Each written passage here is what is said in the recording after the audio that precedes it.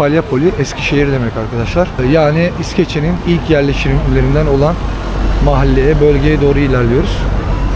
Bakalım orada ne gibi manzaralar göreceğiz.